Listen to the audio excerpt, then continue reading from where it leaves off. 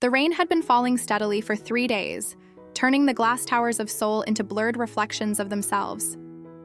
Inside the 43rd floor of Hanseong Group headquarters, the air was different, sterile, climate-controlled, untouched by weather or emotion. It was a place where numbers mattered more than names, where efficiency was valued above empathy, and where Kim Jae-woon had built his empire with calculated precision. Jae-woon was 32 years old, though most who worked beneath him would have guessed older. Not because of his appearance, he was undeniably striking, with sharp features that suggested both intelligence and distance, but because of the way he carried himself. There was an iciness to him, a deliberate removal from the warmth of human connection that made him seem ageless, untouchable, almost mechanical in his perfection. He had inherited Hanseong Group at 26 after his father's sudden death, and in the 6 years since, he had doubled its value, expanded into 4 new markets, and earned a reputation as brilliant but utterly ruthless. People feared him more than they respected him, and he preferred it that way. Fear was predictable. Respect could be conditional.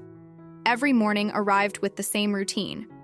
Jae-woon would reach his office at exactly 6:15, before the sun had fully risen, before the floor filled with the noise of assistants and department heads. He enjoyed the silence, the sense of absolute control that came with being the only person awake in a sleeping world. His secretary would arrive at 7 with his schedule printed on expensive cream paper, though he had already memorized it the night before.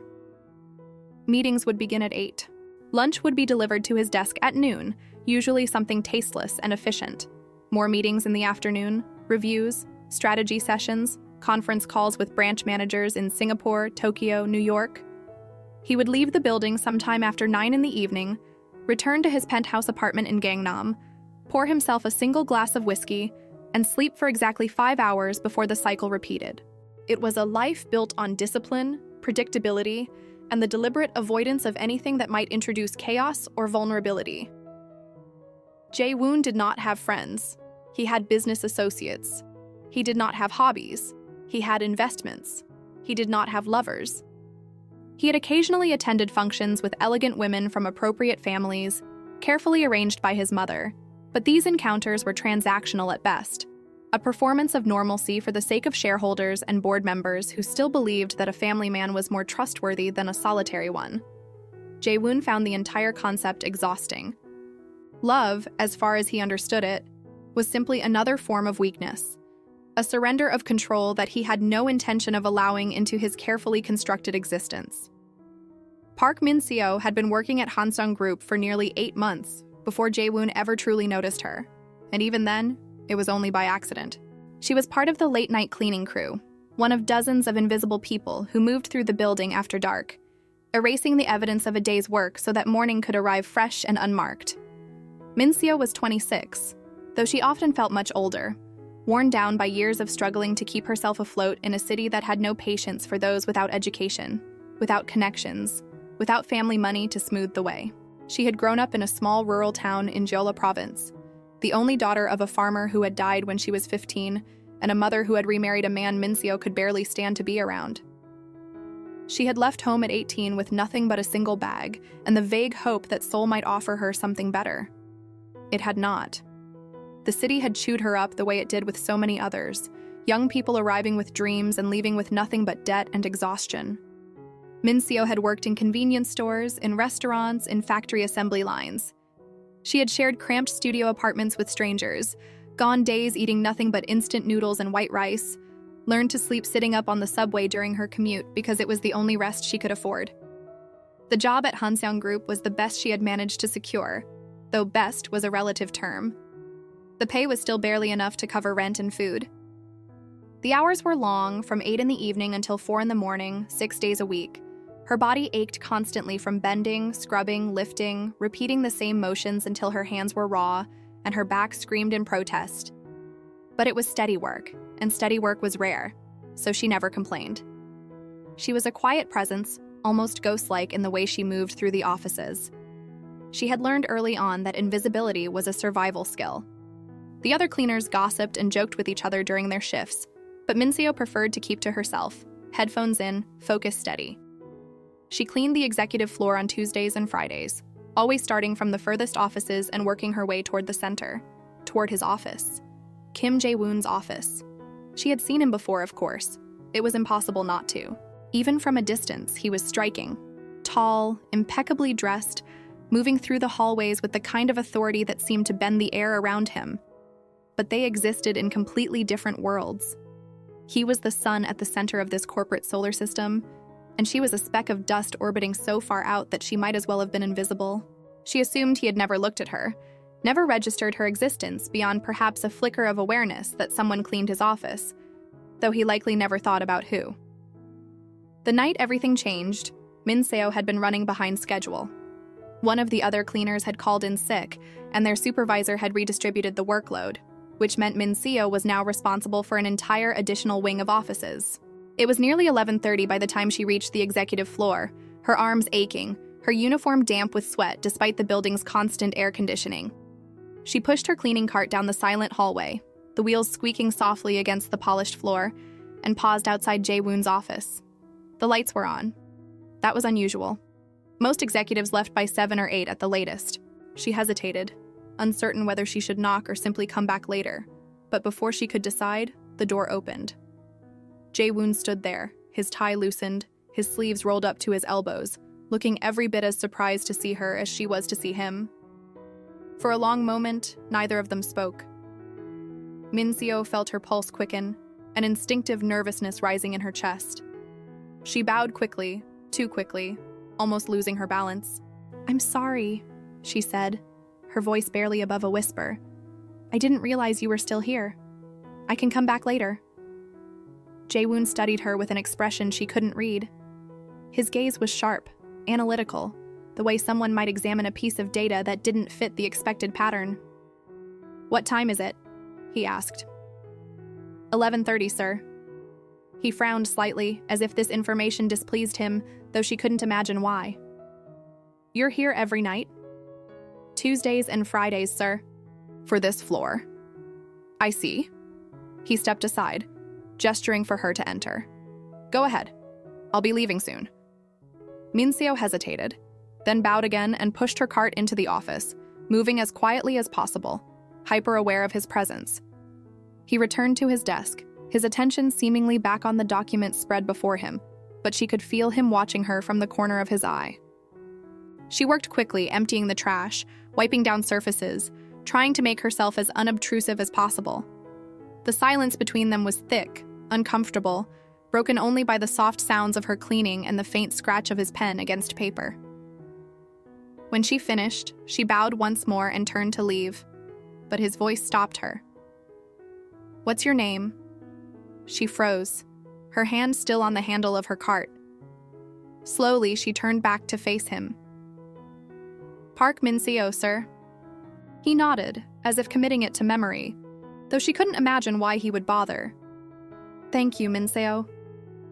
The use of her name, spoken in his low, measured voice, startled her more than anything else. She managed another awkward bow and left quickly, her heart pounding in a way that felt entirely disproportionate to the interaction. It had been nothing. A few sentences, a polite dismissal. And yet, as she continued her rounds through the rest of the building, she found herself replaying the moment over and over, unsure why it had unsettled her so much. Jae-woon, for his part, returned his attention to his work, but found his focus had fractured. He had noticed her before, in the vague, peripheral way one notices furniture or wallpaper, present but unremarkable. Tonight, however, something had shifted. Perhaps it was the lateness of the hour, or the exhaustion that had finally begun to creep through his usual defenses. But for the first time, he had truly looked at her. And what he had seen was someone who seemed entirely out of place in his world. Not because she didn't belong, but because she was so starkly, undeniably real. There was no polish to her, no performance, just weariness and quiet determination, and something fragile beneath it all that he couldn't quite name. He told himself it didn't matter. She was an employee, one of hundreds, and their paths would likely never cross again in any meaningful way. But when Friday came and he found himself staying late once more, waiting without quite admitting he was waiting, he knew he had been lying to himself. Min Seo arrived at the same time, just after 11:30, and once again paused outside his door. This time, he opened it before she could knock. "Good evening," he said, his tone neutral. "Good evening, sir," she replied, bowing. He stepped aside and she entered, repeating the same routine as before, but this time, after a few minutes of silence, he spoke. "You work 6 days a week?" She glanced up, surprised by the question. "Yes, sir." "That's exhausting." "It's necessary," she said simply, returning her attention to wiping down his desk. "Do you have family in Seoul?" She hesitated. Personal questions from someone like him felt dangerous, though she couldn't articulate why. "No, sir, just me." He didn't respond immediately, and when she risked another glance at him, she found him watching her with that same unreadable expression. "You should take care of yourself," he said quietly. "Overwork leads to mistakes." It was a strange thing to say, almost kind, though delivered in the same detached tone he might use to discuss quarterly projections. Min-seo nodded, unsure how else to respond, and finished her work in silence. This pattern repeated itself over the following weeks.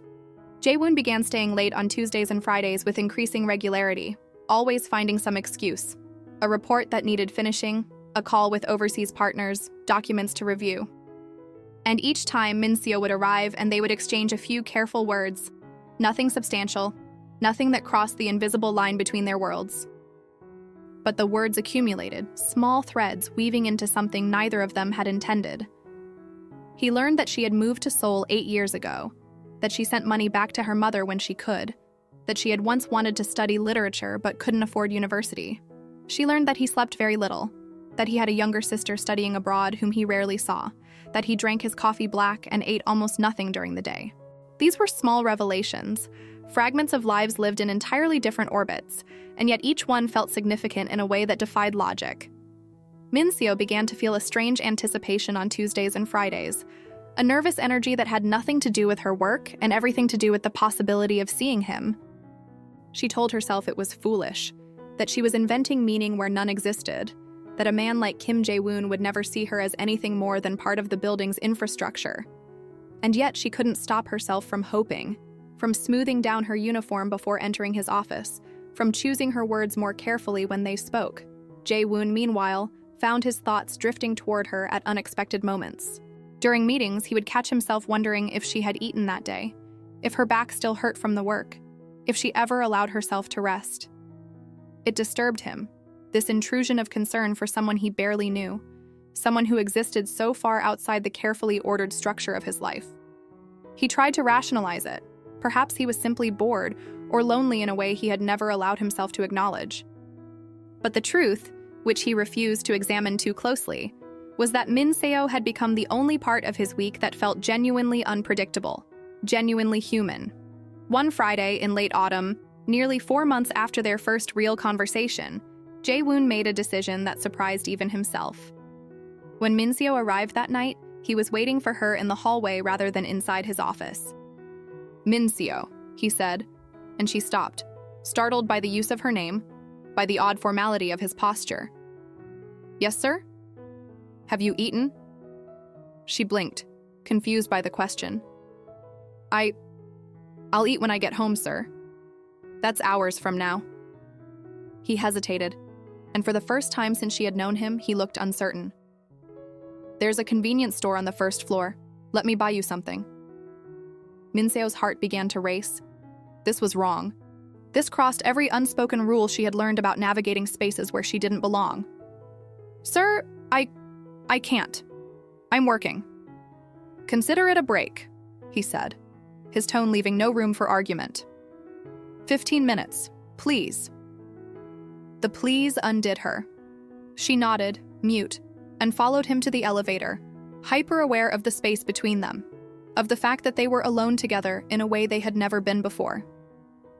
The ride down was silent, the fluorescent lights buzzing softly overhead. When they reached the first floor, Jae-woon led her to the small convenience store tucked into the corner of the lobby, its lights harsh and bright against the darkened building. "Choose whatever you want," he said. Min-seo moved through the aisles slowly, overwhelmed by the simple kindness of the gesture, and selected a triangle kimbap and a carton of milk. Jae-woon took the items from her hands and paid without comment, then handed them back to her. They sat on a bench near the building's entrance, the city sprawling beyond the glass doors, rain beginning to fall once more. Min-seo unwrapped the kimbap with trembling fingers and took a small bite. Jae-woon watched her, his expression softer than she had ever seen it. "Why did you come to Seoul?" he asked quietly. She swallowed, considering her answer. "I thought it would be different. Better." "And is it?" She looked down at the food in her hands. "I don't know. Sometimes I think I've just traded one kind of hardship for another, but at least here I'm free to choose my struggles." He nodded slowly, as if this made perfect sense to him. "Do you regret it?" "Regret coming here?" "Yes." Min-seo thought about this for a long moment. "No," she said finally. "I don't think I regret it. Even if it's hard. Even if I'm alone. At least it's my life, you know? Not someone else's plan for me." Jae-woon felt something shift inside him, a recognition of a loneliness that mirrored his own, though its shape was entirely different. "I understand that," he said quietly. They sat together in companionable silence until Min-seo finished her meal, and then Jae-woon walked her back to the elevator. As the doors closed between them, he felt an unfamiliar ache in his chest, something that might have been longing or might have been the first crack in the walls he had spent years building. From that night forward, their interactions changed. The conversations grew longer, more personal. Jae-woon began to time his late nights to coincide with her shifts, and Min-seo began to arrive at his office first, saving it for last in her rounds so they could talk without interruption. They spoke about everything and nothing: childhood memories, half-formed dreams, the weight of expectations, and the fear of failure. Jae-woon told her about the pressure of running a company he had never wanted, the loneliness of a life built entirely around other people's perceptions. Min-seo told him about her mother's disappointment, the guilt of leaving home, the exhaustion of trying to survive in a city that didn't care if she lived or died. It was during one of these late-night conversations, in the dead of winter when snow blanketed the city and the office building felt like the last warm place in the world, that Jae-woon realized he was in love with her. The thought arrived with startling clarity, cutting through years of denial and self-protection. He was in love with Park Min-seo, this quiet, resilient woman who cleaned his office and asked for nothing, and somehow made him feel more alive than he had in a decade. The realization terrified him. Love meant vulnerability. It meant the possibility of loss. It meant surrendering control to something he could not predict or manage. And yet, despite his fear, despite every rational argument his mind constructed against it, he could not deny what he felt. Min-seo, for her part, had been in love with him for weeks, though she had tried desperately to bury it. She knew how impossible it was. She knew the gulf between them could never be crossed. Not really. He was Kim Jae-woon, CEO of Hanseong Group, a man whose world was built on power and influence and carefully curated appearances. She was nobody, a cleaner who would be forgotten the moment she stopped showing up for work. Loving him was a kind of madness, a fantasy that could only lead to pain. But she couldn't stop herself. Every time he smiled at her, every time he remembered some small detail she had mentioned weeks ago, every time he looked at her as if she mattered, her heart betrayed her. One night in early February, after they had been talking for nearly an hour, Jae-woon did something he had never done before. He reached across the small space between them and took her hand. Min-seo froze, her breath catching in her throat. His hand was warm, his grip gentle but firm, and the simple contact sent a jolt of electricity through her entire body. She looked up at him, her eyes wide, searching his face for some explanation. "Min-seo," he said softly, his voice rough with an emotion she couldn't quite name. "I need to tell you something." Her heart was pounding so hard she thought it might break through her ribs. "What is it?" He hesitated, and in that hesitation, she saw all his fear, all his uncertainty, all the walls he was trying so hard to keep standing.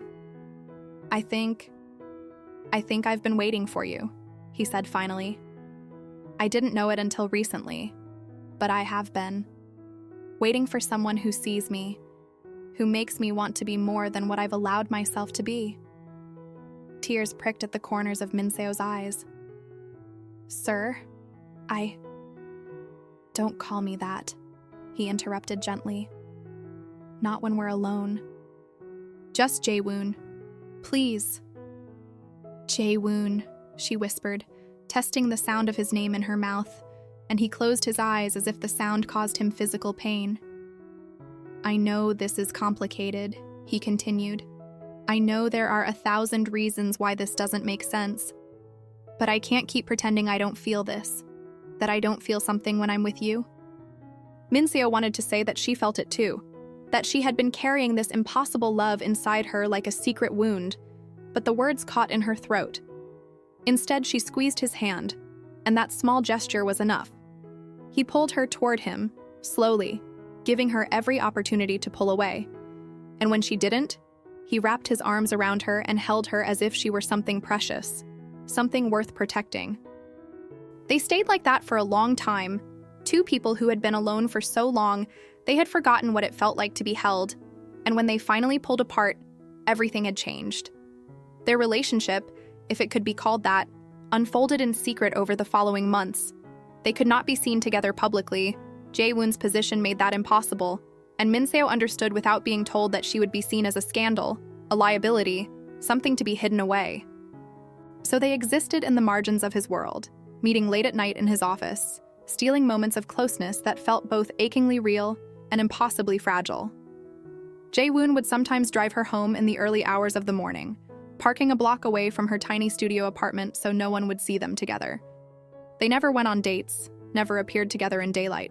Their entire relationship lived in the shadows, sustained by stolen conversations and the desperate hope that somehow, some way, they could find a path forward. But the world has a way of punishing those who dare to love across the lines it has drawn.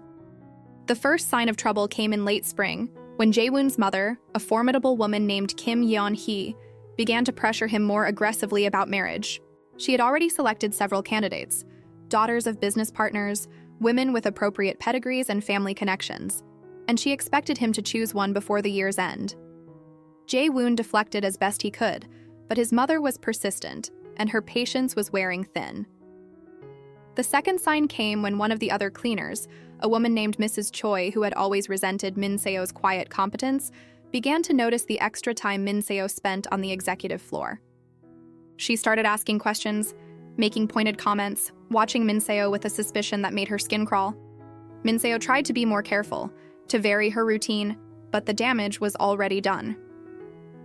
Rumors began to circulate among the cleaning staff, whispers that Park Min-seo was getting special treatment, that she must be doing something inappropriate to warrant the attention.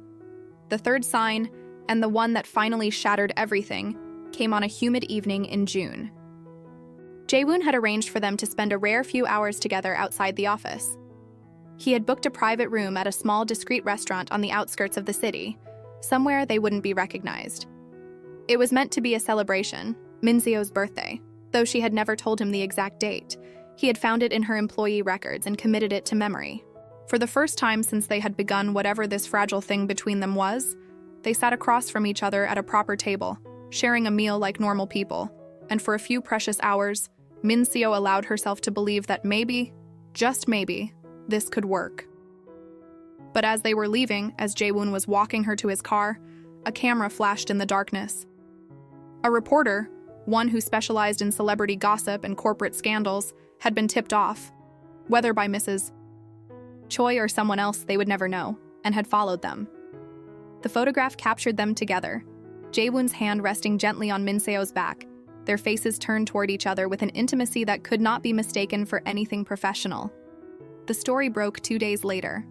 Hanseong CEO's secret affair with company janitor, read the headline, accompanied by the photograph and a breathless article speculating about the nature of their relationship. The response was immediate and brutal. Shareholders demanded an explanation. Board members called emergency meetings. Jae-woon's mother arrived at his office in a fury unlike anything he had ever witnessed, her face pale with rage and humiliation. "How could you be so reckless?" she hissed, her voice shaking. "Do you have any idea what you've done? To yourself? To this company? To our family's reputation?" Jae-woon stood behind his desk, his expression carefully blank, though inside he felt as if the ground had opened beneath him. "I care about her, mother. I'm not going to apologize for that." "Care about her?" Yeon-hee laughed, a bitter, sharp sound. "You've destroyed her, Jae-woon. Do you understand that? She'll be crucified by the media. She'll lose her job. She'll be lucky if she can find work anywhere in this city after this. And for what? Some childish infatuation? It doesn't matter what it is," she shouted, slamming her hand on the desk. "You are the CEO of Hanseong Group. You don't get to have a personal life that jeopardizes everything your father built. You don't get to indulge in fantasies about love. You have a responsibility. To this company, to this family, and you will fulfill it, or I will make sure you lose everything." Jae-woon felt something inside him fracture. He had always known, on some level, that loving Min-seo would come at a cost. But he had underestimated just how high that cost would be, and how little power he would have to protect her from it. Min-seo learned about the article from a coworker who shoved a phone in her face during her shift, the screen glowing with the damning photograph. She felt the blood drain from her face as she read the words, each sentence a knife twisting deeper. The other cleaners stared at her with a mixture of shock, disgust, and something that looked almost like pity. Mrs. Choi stood in the corner, arms crossed, a satisfied smirk on her face. "I knew something was going on," she said loudly, addressing the group. "I told you all, didn't I? There's no way she was spending that much time up there just cleaning." Min-seo couldn't breathe. She grabbed her bag and ran, ignoring the voices calling after her, and didn't stop until she reached her apartment. She locked the door behind her and collapsed against it, her whole body shaking with sobs. Her phone began to ring, Jae-woon's name flashing on the screen, but she couldn't bring herself to answer. What was there to say? What words could possibly bridge the chasm that had just opened between them? The calls kept coming, texts too. Desperate messages from Jae-woon begging her to talk to him, to let him explain, to let him fix this. But there was no fixing it. Min-seo understood that with a clarity that cut through all her love, all her hope. She was a liability to him now, a scandal that threatened everything he had worked for. And even if he didn't see it that way, even if he truly believed they could weather this storm together, she knew better. The world would never let them be together. It would chew them up and spit them out and leave nothing but wreckage. 3 days after the article was published, Min-seo was called into the HR office and terminated.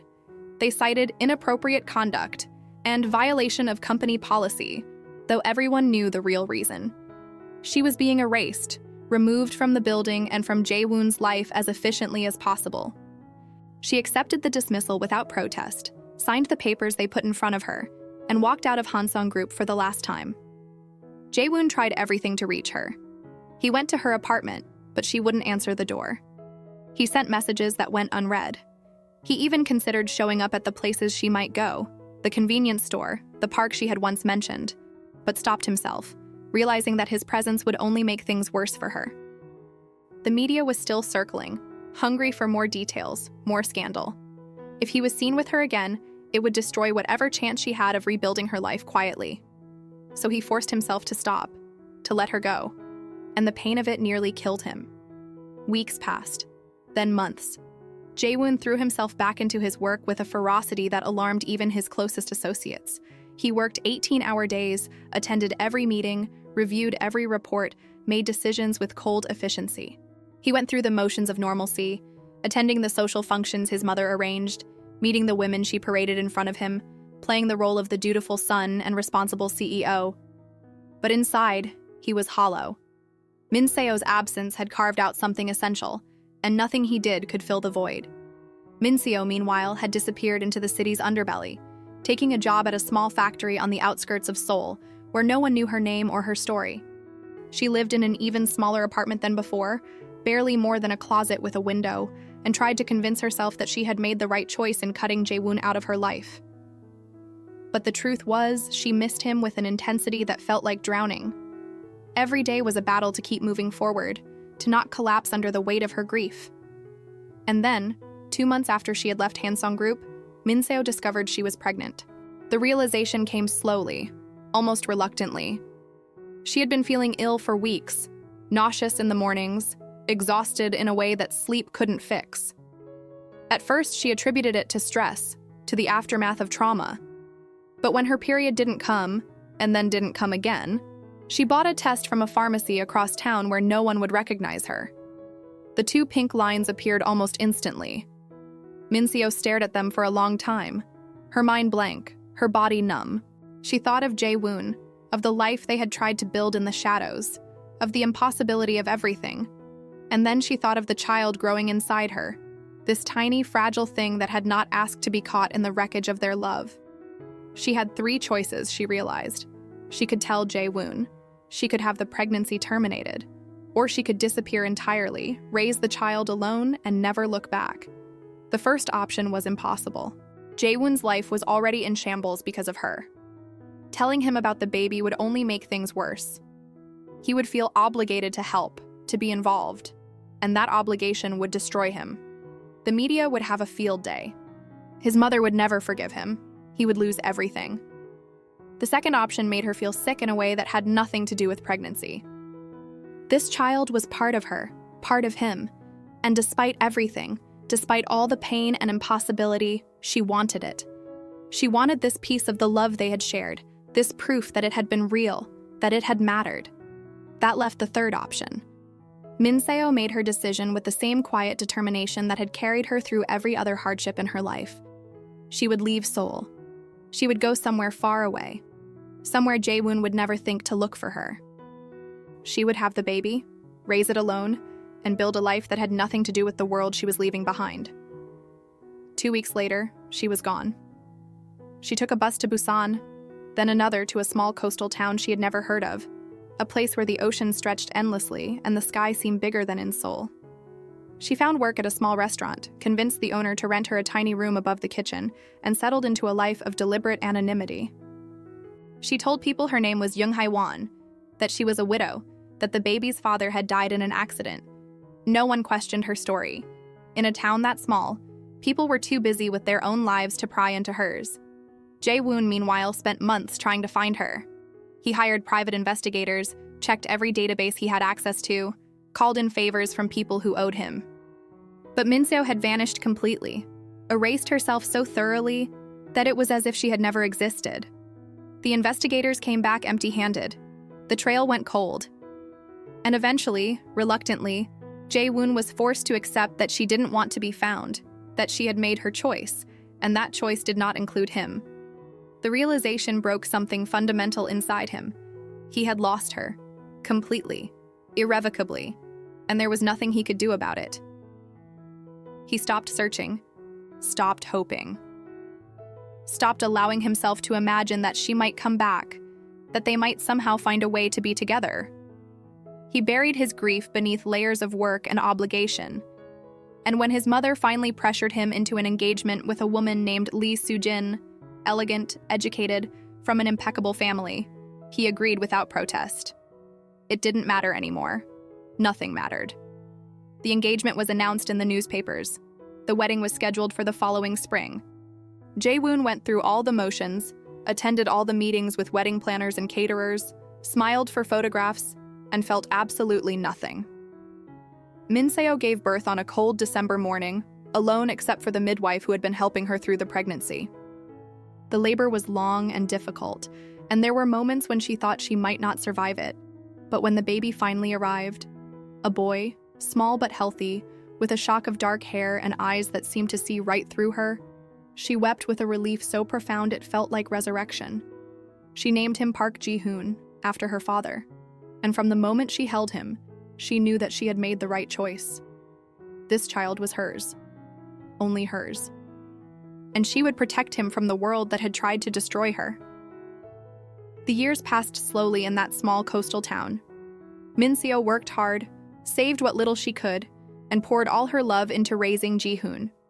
He was a bright, curious child, quick to laugh and endlessly fascinated by the ocean.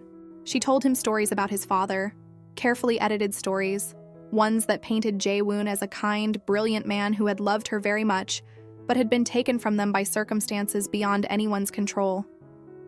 She didn't want Ji-hoon to grow up with bitterness or resentment, so she gave him a version of the truth that he could carry without pain. But at night, when Ji-hoon was asleep and the ocean's rhythm was the only sound, Minseo would sometimes allow herself to remember. She would think about Jae-woon's hands, the way he had looked at her as if she were the only real thing in his carefully constructed world. She would wonder if he ever thought of her, if he had moved on, if he was happy. And then she would force the thoughts away, because the past was a door she could not afford to open. Jae-woon's life, meanwhile, had become a performance. He married Soo-jin in a lavish ceremony that was covered by every major newspaper. They lived in a penthouse that felt more like a museum than a home. Soo-jin was pleasant enough, intelligent, and composed, but there was no warmth between them, no real connection. They were partners in a business arrangement, nothing more. She traveled frequently, charity work, art exhibitions, visits to family abroad, and Jae-woon was grateful for her absences. They were easier than the hollow conversations, the polite smiles, the pretense of intimacy. He never stopped thinking about Min-seo. Late at night, when sleep refused to come, he would replay their conversations in his mind, searching for the moment when everything had gone wrong, trying to imagine what he could have done differently. He kept a single photograph of her, one he had taken secretly on his phone during one of their late-night talks, her face soft and unguarded in the dim office light.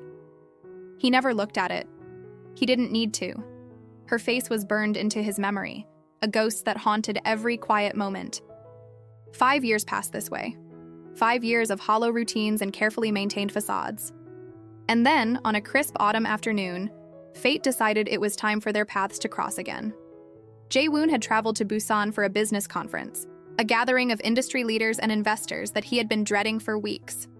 On the final day, he found himself with a few free hours and decided, on impulse, to drive along the coast. He had no particular destination in mind. He just wanted to be away from the crowds, away from the noise, away from the relentless performance of being Kim Jae-woon. He stopped in a small town he had never heard of, parked near the waterfront, and walked along the harbor. The air was fresh and cool, carrying the scent of salt and fish and the promise of winter. He found a small restaurant, barely more than a shack, with a few outdoor tables and a handwritten menu posted on the wall. He sat down, ordered whatever the owner recommended, and tried not to think about anything at all. The food arrived, brought by a young waitress who barely looked at him. And then, a few minutes later, another figure emerged from the kitchen, Min-seo. She was carrying a tray of dishes for another table, her hair tied back, her face older and more tired than he remembered, but still unmistakably hers. She hadn't seen him yet, her attention focused on balancing the tray, and Jae-woon felt the entire world narrow to this single moment. His heart stopped, his breath caught. 5 years of grief and longing and carefully suppressed hope crashed over him all at once. And then she looked up. Their eyes met across the small restaurant, and Min-seo froze. The tray slipped from her hands, dishes clattering to the floor in a shower of ceramic and food. The sound was deafening in the small space, and everyone turned to look. But Jae-woon couldn't tear his gaze away from her. She looked stricken, terrified, as if she had seen a ghost. "Min-seo," he said, his voice barely a whisper. She took a step back, shaking her head, and then turned and fled into the kitchen. Jae-woon stood immediately, ignoring the startled looks from the other diners, and followed her. The kitchen was small and cluttered, steam rising from pots on the stove, and Min-seo stood in the corner with her back to him, her shoulders shaking. He stopped a few feet away, afraid that if he moved too quickly, she would disappear again. "Min-seo," he said again, and this time his voice broke on her name. She turned slowly, tears streaming down her face. "You shouldn't be here," she whispered. "You should go." "I can't," he said. "Not now. Not after.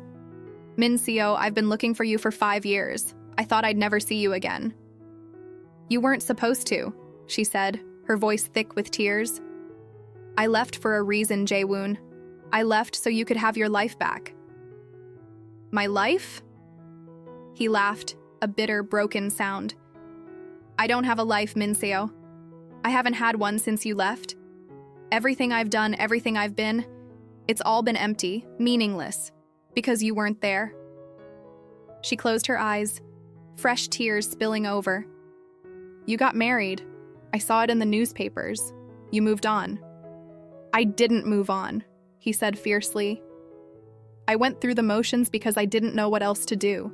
But I never stopped thinking about you. I never stopped missing you. And if I had known where you were, if I had had any idea—" "Stop," she said, her voice breaking. "Please, just stop. You have to go. You have to leave before—" Yama! The small voice came from the doorway, and both Jae-woon and Min-seo turned to see a little boy standing there, maybe 4 or 5 years old with dark hair and wide, curious eyes. He looked at Min-seo, then at Jae-woon, clearly confused by the tension in the room. Ji-hoon, Min-seo said, her voice shaking. Go back outside, sweetheart. Yama will be there in a minute. But Jae-woon wasn't listening to her. He was staring at the boy, his mind struggling to process what he was seeing. The child's features were familiar in a way that made his chest tighten. The shape of his eyes, the curve of his mouth, the way he tilted his head when he was uncertain. How old is he? Jae-woon asked, his voice hollow. Min-seo didn't answer. She couldn't. The silence stretched between them, heavy and damning, until Jae-woon took a step closer, his eyes never leaving the boy. Min-seo, he said quietly, dangerously. How old is he? 5, she whispered finally. He just turned 5. The air left Jae-woon's lungs in a rush. 5 years. 5 years since she had disappeared. 5 years since... He's mine, Jae-woon said, and it wasn't a question. Min-seo's face crumpled. Jae-woon, please. He's my son. Jae-woon's voice rose, Jen with barely contained fury and anguish. You've kept my son from me for 5 years. You let me think you were gone, that there was nothing left. And all this time... I did it to protect you, Min-seo shouted back, her own anger finally breaking through the fear. Do you have any idea what would have happened if I'd told you? You would have lost everything, Jae-woon. Your company, your family, your entire life. I couldn't do that to you. That wasn't your decision to make, he roared, and Ji-hoon flinched, taking a step back toward his mother. Jae-woon saw the boy's fear and forced himself to lower his voice, though his hands were shaking. You had no right to keep him from me, no right to make that choice alone. I had every right, Min-seo said, her voice cold now. I'm his mother. I'm the one who carried him, who gave birth to him, who has been raising him by myself for 5 years while you went back to your perfect life. You have no idea what I've been through, no idea what it's been like. Because you didn't give me the chance to be there, Jae-woon shot back. You made assumptions about what I would choose, about what I could handle, and you decided for both of us that it was better if I never knew. How is that fair, Min-seo? How is that protecting anyone except yourself? The words hung in the air between them, cruel and cutting, and Min-seo flinched as if he had struck her. For a long moment, neither of them spoke. Ji-hoon, still standing in the doorway, began to cry softly, overwhelmed by the shouting and the tension he didn't understand. Min-seo moved immediately to comfort him, kneeling down and pulling him into her arms. Shh, it's okay, baby. It's okay. Yama's sorry. We didn't mean to scare you. Jae-woon watched them, his anger draining away as quickly as it had come, replaced by a grief so profound he thought it might swallow him whole. This was his son, his child. A little boy he had never held, never spoken to, never even known existed. 5 years of birthdays and first words and tiny milestones, all lost to him forever. I need time, he said finally, his voice raw. I can't do this right now. Min-seo looked up at him, her face streaked with tears, and nodded. I understand. He turned and walked out of the kitchen, out of the restaurant, back to his car. He sat behind the wheel for a long time, staring at nothing, trying to process the impossible reality that his entire world had just shattered and reformed into something he didn't recognize. He had a son. He had a son, and the woman he had never stopped loving had kept that truth from him for 5 years. And now he had to figure out what the hell he was going to do about it. Jae-woon didn't leave the town that night. He couldn't. Instead, he checked into a small inn near the harbor and spent hours pacing the cramped room, his mind racing. By the time dawn broke over the ocean, he had made a decision. He returned to the restaurant just as it was opening for breakfast. Min-seo was there, preparing for the day, and when she saw him walk through the door, she stopped what she was doing, her expression guarded. Where's Ji-hoon? Jae-woon asked. At a neighbor's house, Min-seo said quietly. I thought it would be better if we talked alone. He nodded and sat down at one of the tables. Min-seo brought him coffee without asking, then sat across from him, her hands folded tightly in her lap.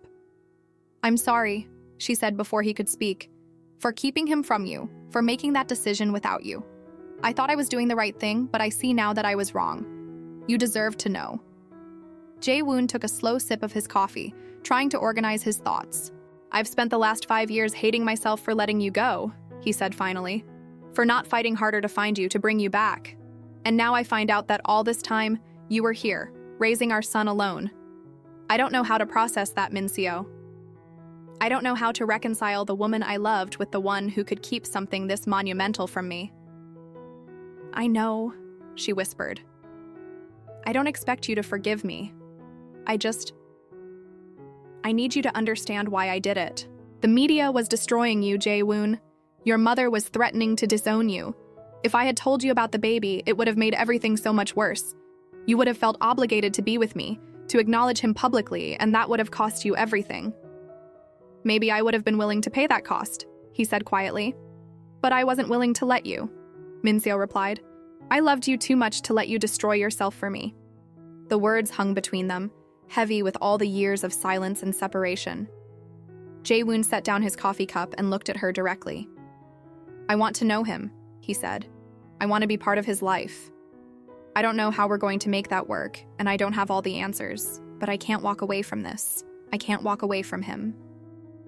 Min-seo nodded slowly. "I understand, but Jae-woon, you have to be sure. If you're going to be in his life, you have to commit to it. You can't just appear and disappear whenever it's convenient. He's a child. He needs stability, consistency. I won't let you hurt him. I would never—" He stopped himself, realizing the irony of his protest. He had already hurt Ji-hoon simply by being absent. "You're right. I need to think this through. Figure out how to do this properly." They talked for hours, working through the logistics, the complications, the impossible tangle of their situation. Jae-woon was still married. His life was still in Seoul. Min-seo had built a life here, fragile but stable, and uprooting it would be traumatic for Ji-hoon. There were no easy answers, no clear path forward. In the end, they agreed on a tentative plan. Jae-woon would visit regularly, weekends when he could get away, longer stretches during holidays. He would get to know Ji-hoon gradually, carefully, without overwhelming the boy or disrupting his life too dramatically. And they would keep the truth about Jae-woon's identity quiet for now, introducing him as a family friend until Ji-hoon was old enough to understand the full complexity of the situation. It wasn't perfect. It wasn't what Jae-woon wanted, but it was a beginning. The first time Jae-woon officially met Ji-hoon, the boy was shy and uncertain, hiding behind his mother's legs and peeking out with wide, curious eyes. Jae-woon knelt down to his level, trying to make himself less intimidating, and offered a small, tentative smile. "Hi, Ji-hoon," he said softly. "My name is Jae-woon. Your mom and I are old friends." Ji-hoon didn't respond, just stared at him with those familiar eyes, and Jae-woon felt his heart break and mend simultaneously. This was his son. This beautiful, perfect little person was his. Over the following weeks, Jae-woon made the trip from Seoul to the coastal town every weekend, sometimes staying in the small inn, sometimes sleeping on Min-seo's couch when Ji-hoon asked him to stay. Slowly, cautiously, the boy began to warm to him. They would walk along the beach together, collecting shells and watching the waves. Jae-woon would read him stories before bed, his voice gentle and steady. They would build sandcastles and fly kites and share quiet conversations about nothing in particular. And with each passing day, Jae-woon fell more deeply in love. Not just with Ji-hoon, but with this life he was building. This fragile, imperfect family that existed in the margins of his other world.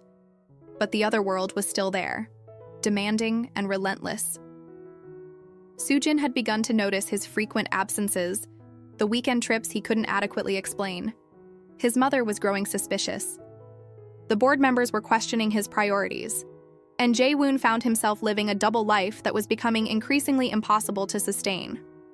6 months into this new arrangement, everything came to a head. Soojin confronted him one evening in their penthouse, her expression calm, but her eyes hard. "Who is she?" she asked simply. Jae-woon, who had been preparing to leave for another weekend trip, stopped in his tracks. "What?" The woman you've been seeing every weekend, Sujin said, her tone matter of fact. I'm not stupid, Jae-woon. You disappear for days at a time. You come back looking different, and you think I don't notice? Who is she? He could have lied. He could have deflected, made excuses, bought himself more time. But he was so tired of lying, so exhausted from the weight of all his secrets, that the truth spilled out before he could stop it. Her name is Minseo, he said quietly. And it's not what you think. Well, it is, but it's more complicated than that. We were together 5 years ago before you and I got married. And she has a son. Our son. Sujin's composure cracked for the first time since he'd known her. You have a child? Yes. She laughed, a high, brittle sound. Of course you do. Of course the perfect, untouchable Kim Jae-woon has a secret child with some woman from his past. Does your mother know? No. Well, she will soon enough, Sujin said, turning away from him. You realize this is going to destroy everything, right? Your reputation, the company, our marriage. Assuming you still care about that, which I'm guessing you don't. Sujin, Don't, she interrupted, holding up a hand. Don't apologize, don't explain, don't do anything. I need time to think. To figure out what this means for me, for my family, and then we'll talk about what happens next. She left the room, and Jae-woon stood alone in the vast, empty penthouse, knowing that the careful balance he'd been maintaining was finally collapsing. The news broke 2 weeks later, leaked by someone close to Sujin's family. Whether as revenge or strategy, Jae-woon couldn't be sure. The headlines were even more vicious than they had been 5 years earlier. Hanseong CEO's secret love child, Kim Jae-woon's hidden family, from scandal to scandal, the fall of a corporate prince. The media descended on the small coastal town like vultures, camping outside Minseo's restaurant, following Ji-hoon to and from school, shoving cameras and microphones in their faces. Minseo was terrified, trying desperately to shield her son from the chaos, but there was no escaping it. The quiet life she had built was being torn apart, and there was nothing she could do to stop it. Jae-woon arrived to find Minseo barricaded in her apartment, Ji-hoon crying in her arms, both of them looking shell-shocked and traumatized. The sight of them like that, vulnerable, afraid, hurt because of him, nearly broke him. I'm so sorry, he said, his voice thick with guilt. This is my fault. All of it. I should have been more careful. Should have protected you better. It doesn't matter whose fault it is, Minseo said, her voice hollow. It's happening. And we have to figure out how to survive it. Jae-woon's mother arrived the next day, her fury so cold and controlled it was more terrifying than any shouting could have been. She demanded to see Ji-hoon, to verify that he was actually Jae-woon's child. And when she finally met the boy, her expression softened for just a moment before hardening again. He's a Kim, she said flatly. Anyone can see that, which means we have a problem. The only problem, Jae-woon said, his voice steady despite the rage burning in his chest, is that you're treating my son like he's a liability instead of a person. He is a liability, Yeon-hee snapped. To you, to this family, to the company. But he's also family, which means we have to manage this situation carefully. I'm not interested in managing anything, Jae-woon said. I'm going to acknowledge him publicly. I'm going to divorce Sujin. And I'm going to do whatever it takes to build a real relationship with my son. His mother's expression turned glacial. If you do that, I will remove you as CEO. The board will back me. You'll lose everything you've worked for. Then I'll lose it, Jae-woon said simply, because he's worth more to me than any of this ever was. For the first time in his life, Jae-woon saw something like respect flicker in his mother's eyes. She studied him for a long moment, then nodded slowly. Fine, she said, but you'll do this my way. We announce it properly, control the narrative, make it clear that you're taking responsibility. We minimize the damage as much as possible. And that woman, her name is Minseo, Jae-woon interrupted. Minseo, his mother conceded. She and the boy will need protection from the media. We'll provide security, legal support, whatever they need. But in return, she cooperates with our public relations strategy. Agreed? Jae-woon looked at Min-seo, who had been listening to the exchange in stunned silence. She met his eyes and gave a small, uncertain nod. "Agreed," Jae-woon said. The weeks that followed were brutal. Jae-woon held a press conference where he acknowledged Ji-hoon publicly, announced his intention to divorce Soo-jin, and took full responsibility for the situation. The media circus was relentless, but slowly, with careful management and Min-seo's quiet dignity in the few interviews she gave, the narrative began to shift. Jae-woon wasn't seen as a careless playboy anymore, but as a man trying to do right by his child, even if it came years too late.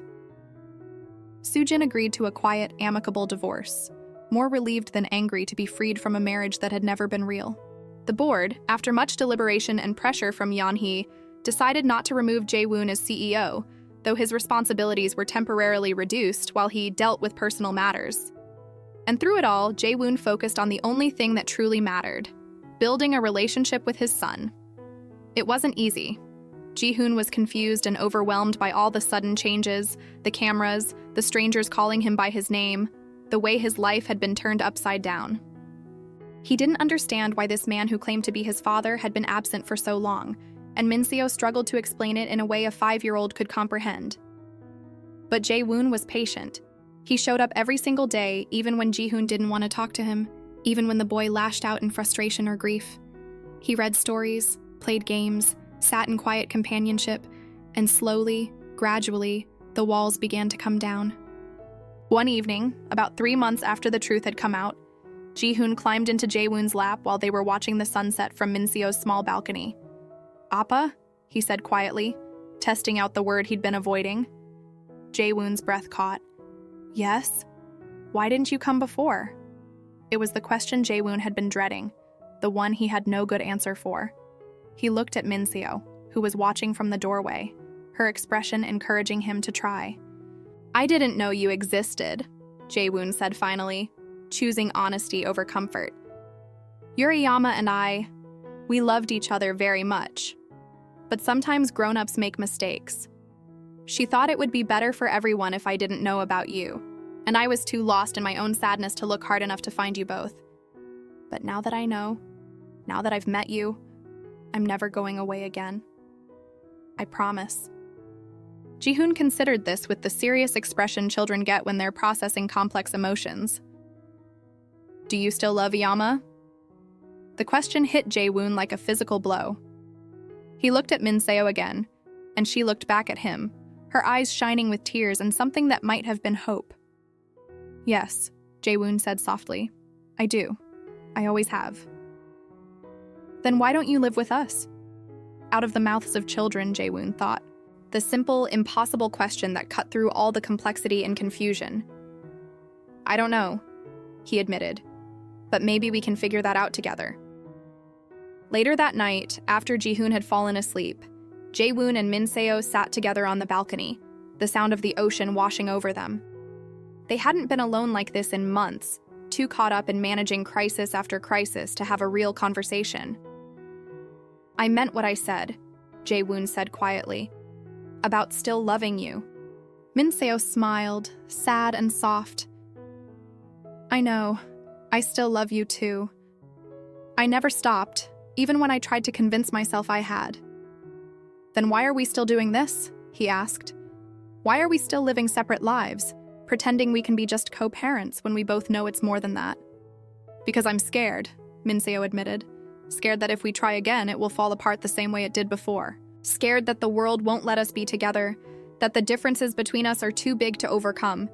Scared that Ji-hoon will get hurt in the crossfire." "I'm scared too," Jae-woon said. "But I'm more scared of wasting another 5 years, another 10, another lifetime pretending I don't want this. Want you. Want us to be a family, for real." Min-seo was quiet for a long time, her eyes fixed on the dark horizon. "It won't be easy," she said finally. "Your world and mine, they're so different. I don't belong in penthouses and press conferences. I don't know how to be the person you'd need me to be." "I don't need you to be anyone but who you are," Jae-woon said, taking her hand. "The woman who survived everything life threw at her. The woman who raised our son alone with grace and strength. The woman who saw past all my walls and made me feel human again. That's who I need. That's who I love.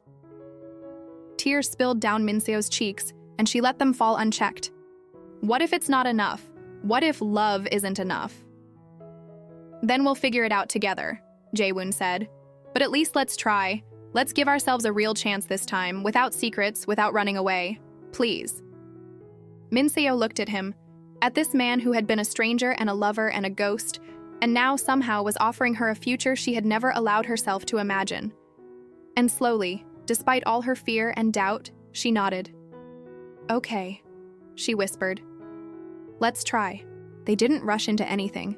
They were both too aware of the stakes, too conscious of Ji-hoon's needs and the fragility of what they were building. But over the following year, they carefully, deliberately wove their lives together. Jae-woon split his time between Seoul and the coastal town, eventually convincing the board to let him work remotely several days a week. Minseo sold the restaurant and moved with Ji-hoon into a larger house that Jae-woon had bought.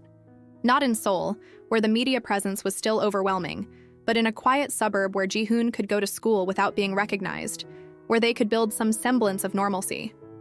They went to family therapy, both together and separately, working through the trauma and betrayal and grief that had accumulated over the years. They learned to communicate without assumption, to trust each other with the truth even when it was difficult. They made mistakes, had arguments, struggled through moments of doubt, but they kept showing up for each other, kept choosing each other, kept trying. Jae-woon formally proposed a year and a half after they reunited, not with an elaborate display or expensive ring, but with a simple question asked at the end of an ordinary day, Ji-hoon already asleep in the next room. "Will you marry me?" he asked. Not because of Ji-hoon, not because it's expected, but because I want to spend the rest of my life with you. Because you make me better than I ever thought I could be. Because I love you, and I want the world to know it. Minseo said yes through tears, and they were married in a small, private ceremony attended only by close family and a few friends. It wasn't the society wedding Jae-woon's mother would have preferred, but it was real, and it was theirs. On their wedding night, lying in bed together with Ji-hoon's soft breathing audible through the baby monitor, Minseo turned to Jae-woon and said the words she'd been holding on to for years. "I'm sorry I kept him from you. I know I've apologized before, but I need you to know, I will spend the rest of my life trying to make up for those lost years. For you and for him." Jae-woon pulled her closer, pressing a kiss to her forehead. "We can't get those years back," he said quietly, "but we have all the years ahead of us, and that's more than enough." They fell asleep wrapped around each other, and for the first time in years, neither of them dreamed of loss or regret. Life settled into a new rhythm. Jae-woon remained CEO of Hansung Group, but with clear boundaries around his time and priorities. He was present for Ji-hoon's school events, for family dinners, for lazy Sunday mornings where they did nothing but exist together. Minseo found work she loved, teaching literature at a small community college, finally able to pursue the education she had once dreamed of. Ji-hoon grew into a bright, happy child who knew without question that he was loved by both his parents. There were still challenges. The media occasionally dredged up the old scandal. Jae-woon's mother remained distant, though she made an effort with Ji-hoon. Some of Jae-woon's business associates never quite accepted Minseo, their prejudice barely concealed beneath polite smiles.